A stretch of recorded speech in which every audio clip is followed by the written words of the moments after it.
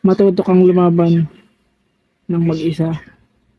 Kasi hindi sa lahat ng oras at pagkakataon, laging merong nandyan para samahan ka, damayan ka. So, paano?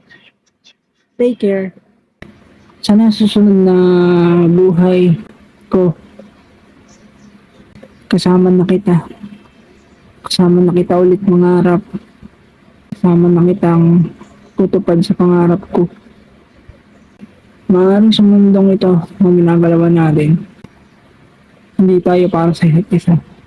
Pero sana sa susunod na mundong gagalawan natin, ay pagtagpuan tayong muli upang may paramdam ko sa'yo kung gaano kita kagustong ingatan, alagaan at mahalin ng higit sa buhay ko. Red flag pala yung